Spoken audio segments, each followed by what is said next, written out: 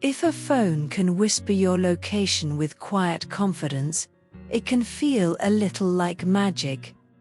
But the secret is not magic. It is time. And a small chorus of satellites moving calmly overhead. Welcome to Curious Nights. Tonight's sleepy documentary is GPS Explained Gently. Time, satellites, and knowing where you are. Our setting is a night museum. The galleries are dim. Glass cases hold old compasses and quiet instruments. And above us, in a dark ceiling painted like a sky, tiny lights suggest steady orbits. This is gentle education, not advice. You do not need to remember anything. If you drift off, the museum will simply keep its calm. And we will keep moving slowly. We begin with the most surprising fact about GPS. It is, at its heart, a timekeeping system. Position comes later. First comes time. Imagine a sound in the museum. A soft click from a clock in a display case. If you knew exactly when the click happened, and exactly when you heard it, you could estimate how far away it was. Light works in a similar way, only much faster. A GPS satellite sends out a radio signal. That signal carries a timestamp. Your receiver, in a phone or a car, notes when the signal arrives. The difference between those two times is the travel time of the signal. And travel time becomes distance. This is why clocks matter so much. Radio signals move at the speed of light. So tiny time errors can become meaningful distance errors. A small drift in timing can look like you moved, even if you are still. To keep time steady, satellites carry extremely precise clocks. These are atomic clocks. They are not ticking because of gears. They are ticking because of consistent natural rhythms inside atoms. It is a quiet, disciplined kind of time. Your receiver does not usually have an atomic clock. It has something more ordinary. So the receiver assumes its own clock is a little imperfect. And it plans to solve for that imperfection.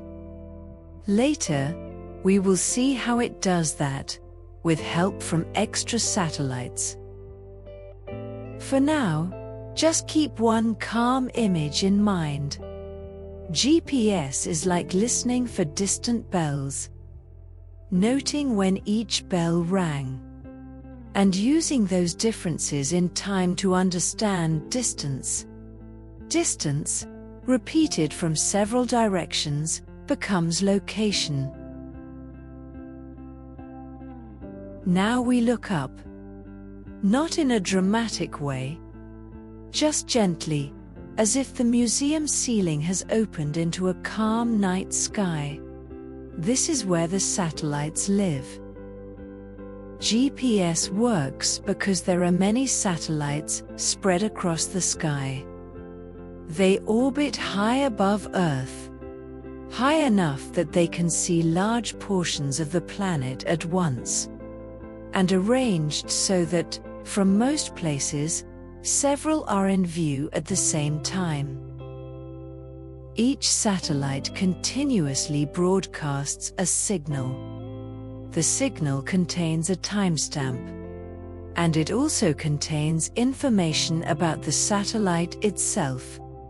In simple terms, it says, "This is who I am, and this is where I should be."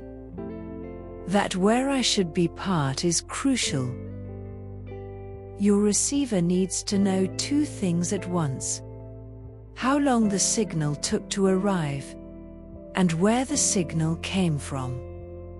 If you know the satellite's position and your distance from it, you can imagine a sphere around that satellite. You are somewhere on that sphere. With another satellite, you get another sphere. Where spheres overlap, the possible locations shrink. With enough satellites, the overlap becomes a specific point. This is the calm geometry underneath the system. There is also a gentle detail that often goes unnoticed. The satellites are moving. The receiver is moving too, sometimes. So the system is always solving a living puzzle, updated moment by moment. It does this quietly, in the background of your day. And GPS is not alone in the sky. There are other global navigation satellite systems, different constellations, with similar ideas. Many modern receivers can listen to more than one system. More satellites can mean a steadier solution, especially in tricky places. Now we step into the heart of the method. How a receiver turns signals into a position. We can take it one slow piece at a time. Start with one satellite. You measure your distance from it. That gives you a sphere of possible locations. You are somewhere on the surface of that sphere. Add a second satellite. Now you have a second sphere. The spheres intersect in a curve. Your possible locations shrink again. Add a third satellite. Now the intersection narrows further. In an idealized picture, you get one main location near Earth's surface. But there is a complication. Your receiver's clock is not perfectly aligned with the satellite clocks. This is why a fourth satellite is so important. With 4 satellites, the receiver can solve for 4 unknowns: latitude, longitude, altitude, and the receiver's clock offset. That clock offset is like a small correction, quietly applied. The distance measurements in GPS are often called pseudo-ranges. They are pseudo because they include small errors. Errors from the receiver clock, from the atmosphere, from the environment around you. But with enough signals, the receiver can still find a stable best fit. There is also the geometry of the sky. If satellites are spread out, in different directions, the solution tends to be stronger.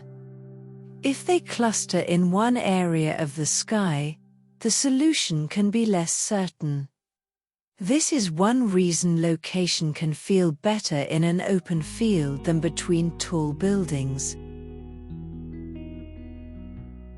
Now we come to the gentle imperfections. Not flaws, exactly. Just the real world, softly interfering with pure geometry. One source of error is the atmosphere. As the signal passes through layers of air, it can slow slightly. Not enough to notice directly, but enough to matter when you are measuring time with great precision. Receivers use models to estimate these delays, and the system can correct for much of it. Another source of error is reflection. Signals can bounce off buildings, water, or rock walls. This is called multipath. The receiver might hear a slightly delayed echo of the signal, mixed with the direct path. In a city street, that can make position feel a little restless. In open space, it often settles. Then there is the simple fact of weak signals. Indoors, signals may be blocked or reduced. Under dense trees, they may scatter. In a deep valley, fewer satellites may be visible. The receiver may still produce an estimate, but with less confidence. To improve accuracy, there are helping systems. Some use additional correction signals. Some use local reference stations. Some combine satellite navigation with other sensors. In a phone, you might quietly blend satellites with Wi-Fi, cell signals, and motion sensors. Not as a replacement.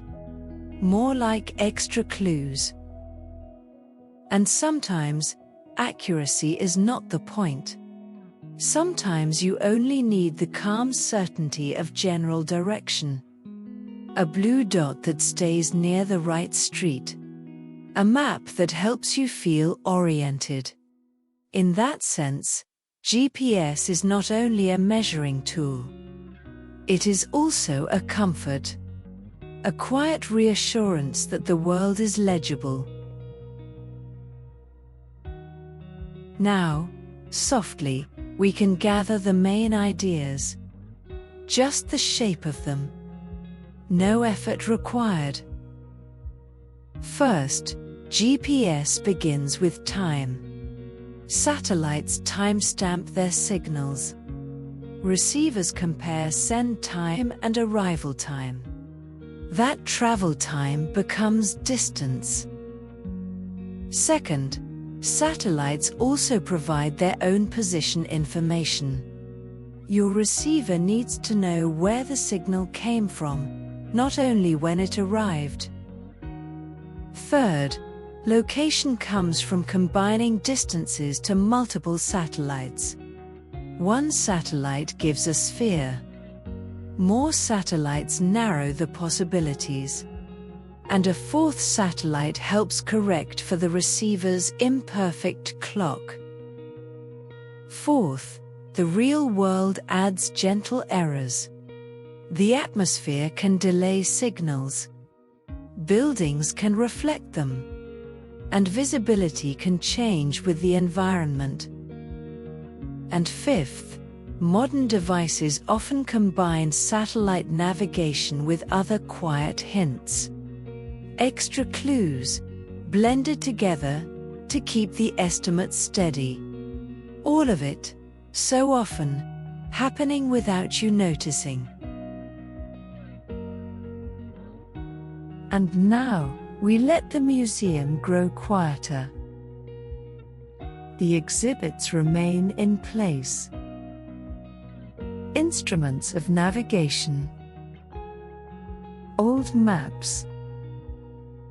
And above them, the calm idea of satellites passing in wide arcs. Time. Distance. And a soft geometry in the sky. Signals arriving, quietly, like gentle taps on the surface of the world. Nothing needs to be solved now. No coordinates. No route. Just the feeling that, somewhere above, clocks remain steady. And that steady rhythm can be borrowed by the mind. If any thoughts pass through, they can pass like satellites. Small lights. Moving on. Never demanding anything. This has been Curious Nights. GPS explained gently. And now, there is only the quiet of night.